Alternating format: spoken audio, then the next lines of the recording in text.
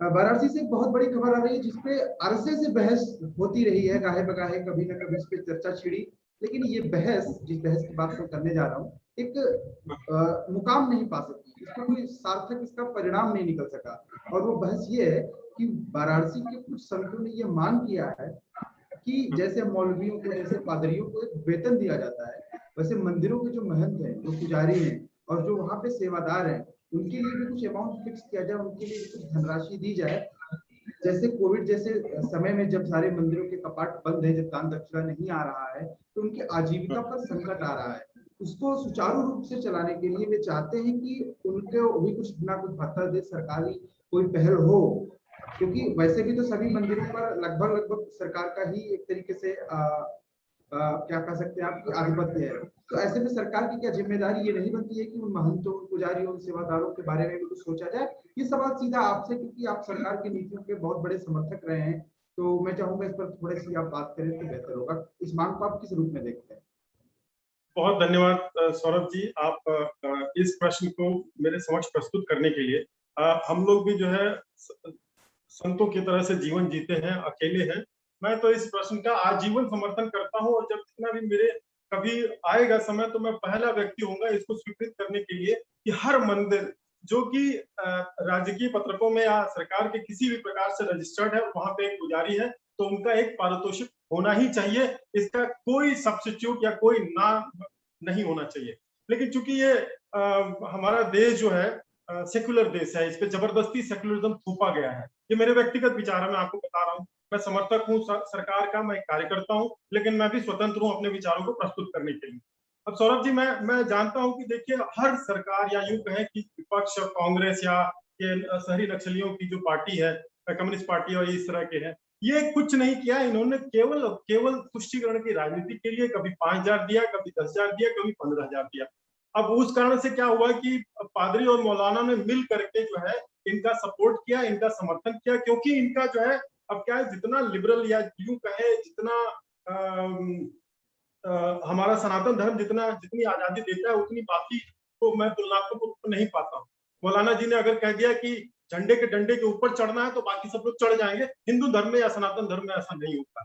और उधर फादर ने बोल दिया कि आपसे मैं फादर ने ये फादर वो, इनको भी फादर बोलो, तो बाकी जनता उनको फादर बोलेगी या मदर बोलेगी या अंकल आंटी जो भी बोले। लेकिन हमारा सनातन धर्म ही ऐसा है जो कि हमें प्रश्न करने की आजादी देता है, हम प्रश्न कर सकते हैं। रही बात हमारे संतों की पारितोषिक की, तो मैं इस बात का प्रबल समर्थक हूं कि जो भी बड़े मंदिर है जहां से सरकार टैक्स ले जाती है, वहां के मंदिरों, वहां के महंतों, वहां के सेवादारों को जिस प्रकार से इन लोगों को मिल रहा है, उस प्रकार से उनको भी पारितोषिक मिलना चाहिए, वो जीवन यापन कर सके। हमारे यहाँ जो पांडित्य परंपरा है, बहुत ही पुष्ट परंपरा है, बहुत ही घनी और बहुत ही धनी परंपरा है, और उनको जो है किसी के अनुदान की आवश्यकता नहीं है। लेकिन परिस्थितियां बदल चुकी हैं। वो नियम जो है वेदों के रचना काल के समय के वो परिस्थितियां थी, आज परिस्थिति अलग है। वो कहां से करेंगे आप बताइए? जनसंख्या इतनी बढ़ गई, 1947 से लेकर के अब से 19 से ज्यादा जनसंख्या हो गई। अगर हम 47 की जनसंख्या में ये जो सेंधमारी हो गई है ना, बंटवारा हो गया, चलिए हम तो नहीं चाहते थे बंटवारा हो, लेकिन अगर हो गया तो सेंध मार करके जनसंख्या बढ़ाने के कुछ हुए छोड़ दिए गए, यहीं पे रहने दिए गए।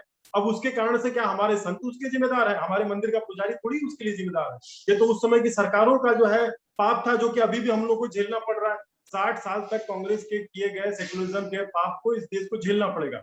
तो मैं जो है बहुत कुछ हम लोग कह सकते हैं, कहां तक अपना क्रोध जताएं, कहां तक अपना कहें, लेकिन वो जो संत है जो जो इस परंपरा का निर्वहन सबसे पहले कर रहे हैं, मैं प्रबल समर्थक हूं। उनको पारितोषिक मिलना चाहिए और उनके जीवन यापन का कुछ न कुछ साधन संसाधन होना चाहिए। अरे कोई पुजारी 4 घंटे अगर मंदिर में दे रहा है, तो राजकीय नौकरियों में या संविदा पे जो नौकरियां आती हैं, दोनों के एडजस्टमेंट पे, क्योंकि वो जो पुजारी वो पढ़ा लिखा होता है, कोई अंधा या वो ऐसा नहीं होता है जिसको कि जो है माता सरस्वती वाट देवी का उस पर आशीर्वाद ना हो। तो वो किसी भी कार्यालय में 8 घंटे 9 घंटे की नौकरी के अलावा 2 घंटे अगर वो करता है, तो मेरा ये सुझाव है, मैं ऐसा विचार मेरे में आ रहा है कि 2 घंटे मंदिर में अगर कोई देता है तो संविदा के आधार पर उनको दूसरे कार्यालयों में दिया जाए, ताकि वो 8 घंटे की अपनी नौकरी पूरी कर सके और उसी आधार पर उनका पारितोषिक रहे। तो डिवीजन ऑफ लेबर अगर कहा जाए कि प्रकार से किया जाए, या कोई ऐसा विभाग हो जो इसको देखे, तो ये सबके लिए अच्छा रहेगा। हमारी परंपराएं जो मंदिरों से शुरू होती हैं वो सुरक्षित रहेंगी। बाकी व्यक्तिगत तौर पे हम जब भी अवसर मिलेगा हम लोग इस बात को उठाते रहेंगे, कहते रहेंगे, और धीरे धीरे ये जो अभियान शुरू हुआ है ये जन अभियान बनेगा, और एक दिन मंदिर के सभी संतों और पुजारियों को उनका जो है, जो संवैधानिक जो उनको हक है, या तो ये सबको हो या तो किसी को न हो, अगर उनको नहीं तो किसी को नहीं, हम इसके भी समर्थक। Namaste. Please remember to subscribe to us and switch on the notifications for this channel. For our other social media links, more content, and to support our work, please visit citti.net. Dhanyavad. Namaskar.